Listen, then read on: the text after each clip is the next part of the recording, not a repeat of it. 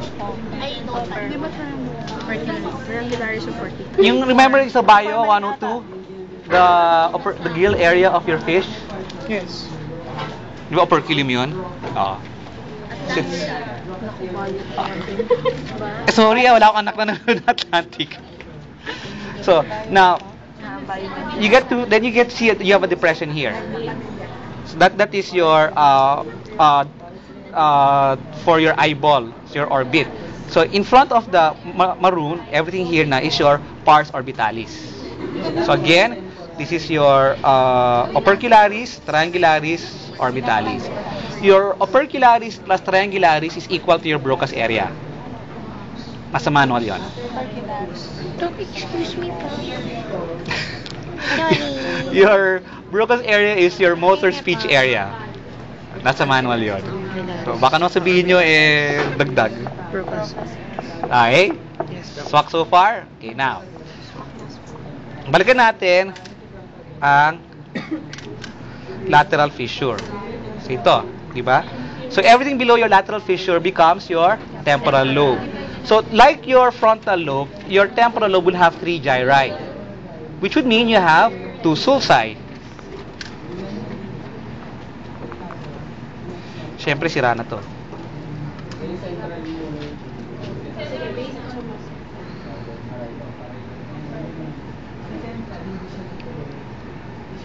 There. Okay? So in here you have your superior temporal sulcus, inferior temporal sulcus. It will divide your temporal lobe into a superior temporal lobe, middle temporal lobe, inferior temporal lobe.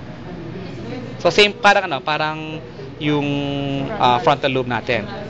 Okay? So we now go to your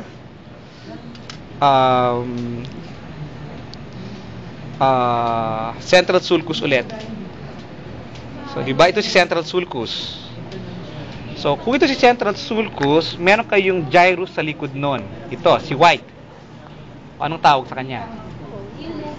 Okay, post-central gyrus, that's your Brodmann areas 3, 1, and 2, or your primary somatosensory cortex. So, tapos, manado ko, baka wala sa drawing, post-central sulcus. Now, the difference between your frontal and temporal compared to your parietal, yung parietal nyo, meron lang kayong isang continuous sulcus within your parietal lobe. Ayan. Gets? That is your intraparietal sulcus. Your intraparietal sulcus will divide your parietal lobe into an upper portion and a lower portion. Pero ang tawag ngayon natin dito ay superior parietal lobule. Tsaka dito, inferior parietal lobule. So, bakit lobule? Makikita na natin sa inferior parietal lobule, meron kayong dalawang gyri. Okay, so, papakita ko. Ito si superior temporal sulcus. Sundan nyo si superior temporal sulcus hanggang dulo. Yun. Di ba?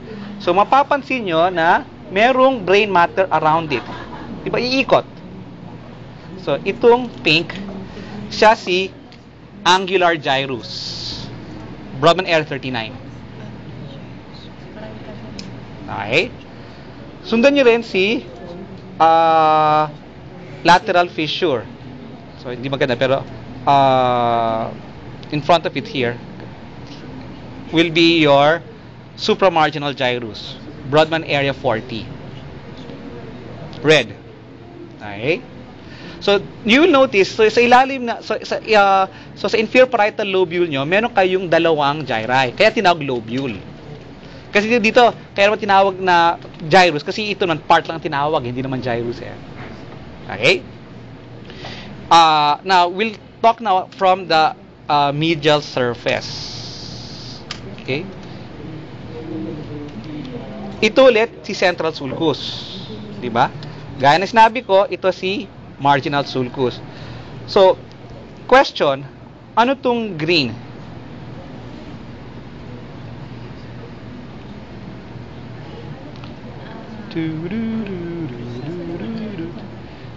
Nasa harap ni central sulcus. Precentral gyrus. O ano to? post-central. So, di ba, ano nga tawag dito?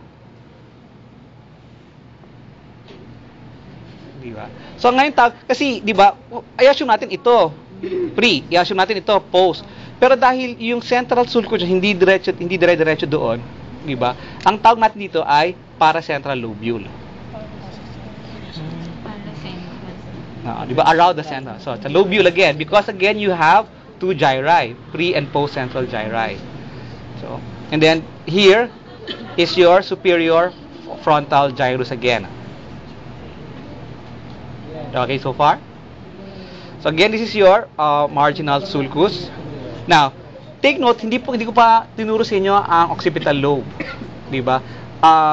Because sa lateral surface, wala kayong magandang landmark para sa occipital lobe. Unlike, di ba, central sulcus, napaka-obvious ang central sulcus. Pero tingnan nyo dito, sa medial surface, ang obvious. Meron kayong parieto-occipital sulcus. Okay. So everything posterior to your parieto-occipital sulcus will be your parietal lobe. Everything posterior to your parieto-occipital sulcus is your occipital lobe. Grace is mali ba sinabi ko? Okay, sorry.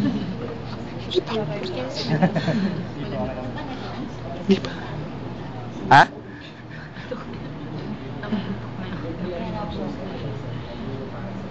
Okay. Now, you will notice that in your parieto-occipital sulcus, merong prominent sulcus that is perpendicular.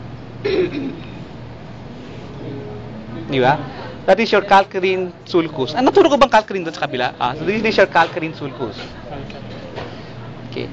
Now, if you look at the drawings, the books will say that on the banks of your calcarine fissure will be Brodmann area 17. So ito si 17, the banks. No? Brodmann area 17 is your primary visual cortex. Therefore, kung meron kayong lesion dito, bulag kayo, wala kayong makikita. So, after 17, susunod 18. Tapos 19. 18, 19 will be your supplemental or your secondary visual cortex. So, kung meron kayong lesion dito sa secondary or visual cortex, hindi kayo bulag, mayroon kayong makita, pero hindi nyo alam kung ano nakita nyo. Okay? Ay, meron pala dito. Kulang pala naturo ko. Hindi. Hindi. Cuneus, lingual gyrus, meron ba sa listahan? Hindi ko naturo sa kanila Cuneus sa lingual gyrus.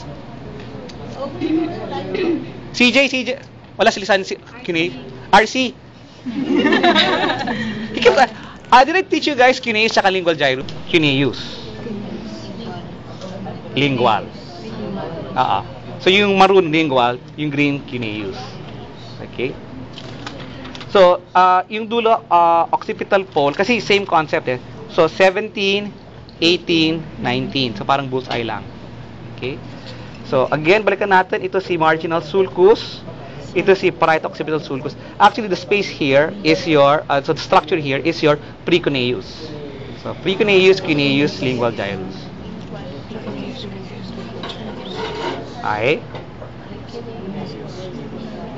Now, you see here your sulcus. That is your cingulate sulcus. Okay, sa ilalim. So actually sa totoo lang, ang talagang pangalan dito is actually the marginal branch of the cingulate sulcus.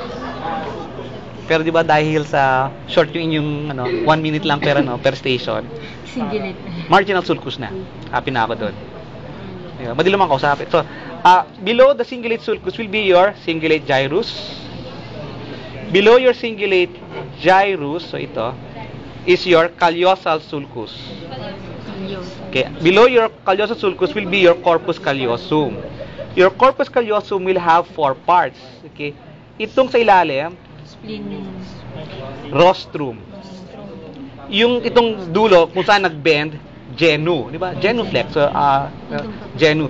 Tapos ito, body, ito yung splenium. Okay?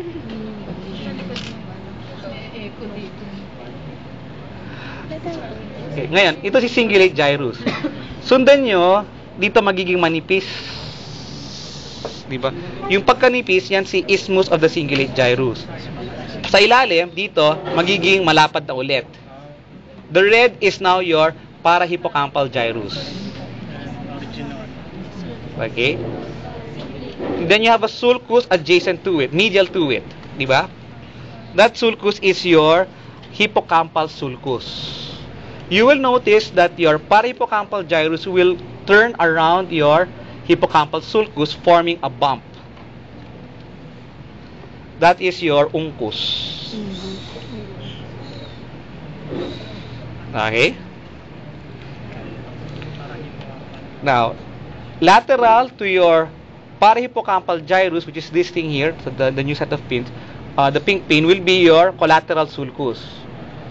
Lateral to your collateral sulcus, yung maroon, will be your occipito-temporal gyrus. Lateral to your occipito-temporal gyrus is your occipito-temporal sulcus. Lateral to your occipito-temporal sulcus is your inferior temporal gyrus. O di, nakaikot na tayo.